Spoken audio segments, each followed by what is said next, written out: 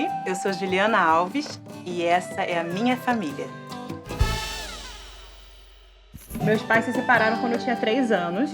E eu tenho uma lembrança assim, dessa separação, é uma coisa que realmente me marcou. Mas, ao mesmo tempo, eu tenho uma presença paterna forte. Então, eu percebo que a presença do meu pai ela foi muito fortalecida pela presença dessa família, que são as tias, né? E a minha avó paterna, ela é uma figura, era aquela matriarca, aquela vozona, assim. Você é a mãezona? Porque eu tô vendo aqui, tem uma pessoa que tá ali do outro lado aqui. Gente, deixa eu ver esse lacinho que você botou na cabeça.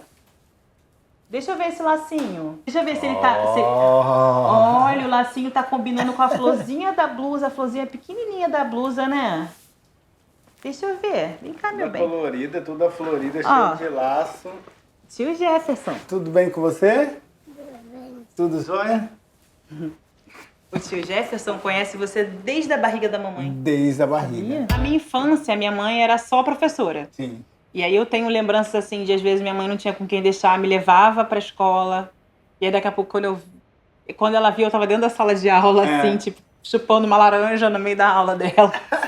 Ela trouxe pra mim uma visão de afeto, de presença muito intensa, assim. Minha mãe, ela tem uma presença muito grande. Era a pessoa que ditava as grandes regras da minha vida.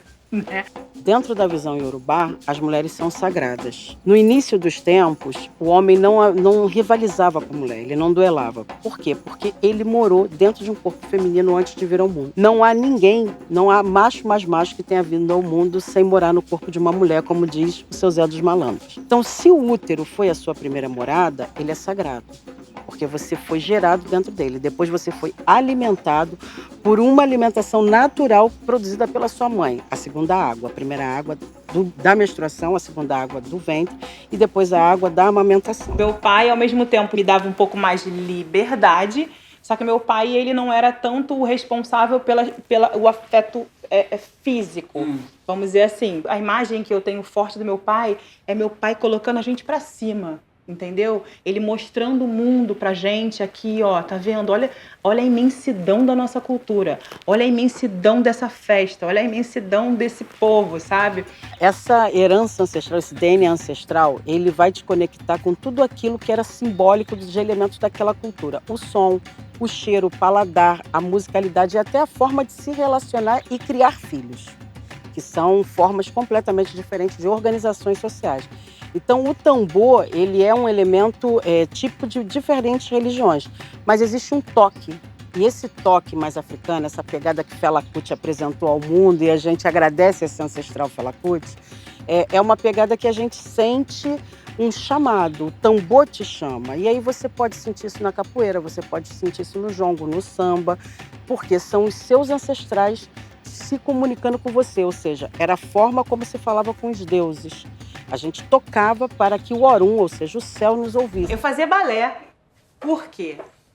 Minha mãe é apreciadora da arte, não importa o que aconteça, a gente podia não ter dinheiro para pagar, sei lá o quê, mas ela juntava as moedinhas para levar a gente ao teatro alguma vez no ano. Então ela conseguia fazer coisas assim que ela priorizava para nossa formação, mas que algumas pessoas consideravam que não era o nosso padrão. Sim. Por exemplo, estar numa escola de dança, assim, pra gente era algo realmente fora da nossa realidade. Sim. E muitas vezes ela falava pra mim assim, vocês têm que ter consciência de que aquele ambiente não faz parte da realidade de vocês.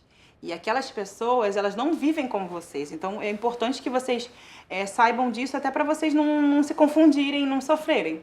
E eu achava meio ruim quando ela falava isso, mas hoje eu entendo. Por conta dessa coisa do balé, e a gente não tinha alguém para ficar cuidando da gente e tal, eu ia para a escola já com o penteado que eu ia fazer depois do balé, que eu pegava o ônibus, saía da escola, eu pegava o ônibus e eu ia para a escola de dança, que era lá no Mé, que era um bairro muito perto da minha casa. Aí a minha mãe prendia meu cabelo. Meu cabelo é desse tamanho, né? Ele, imagina, sem corte, era natural e tal. Aí a minha mãe penteava de manhã cedo. Tem várias lembranças da minha mãe passando aqueles produtos assim pra ajudar a pentear. E aí enrolava. Toda uma técnica de mãe já. Prendia, fazia uma trança. E aí essa trança que eu ia pra escola, depois eu dobrava a trança e virava um coque. Sim. E tava tudo organizado. Tudo organizado. O Brasil se forma, na verdade, por conta do racismo estrutural, que tem a colonização, então tem invasões, né? Um povo invade outro povo, toma um território, né? Cerca aquilo tudo e implanta novas práticas políticas. Muda o negócio todo. E aí tem pessoas que vão no tráfico de pessoas, na escravização é tráfico de pessoas, era isso, né? Pessoas são traficadas, sequestradas e sob trabalho forçado. Nesse quadro todo, você vai formando o quê? Grupos muito marcados por classe social e raça. Classe e raça muito marcados, obviamente. Então, você tem uma população trabalhadora que é a população escravizada. Isso no Brasil formando, século XVI. E tem os abastados, população branca, alguns trabalhadores brancos, mas está muito definido a inserção no mercado de trabalho, no pós-abolição, dos homens negros, mulheres negras, vai produzir uma classe, um número muito grande, uma população alijada do processo político, alijada que vai criando formas de se inserir. Essa é uma criatividade também fundamental para a população negra, uma resistência, né? Que produz cultura, produz ferramentas para poder se manter. A gente chegou até aqui, ou seja, as pessoas vão fazendo coisas, vão driblando a realidade.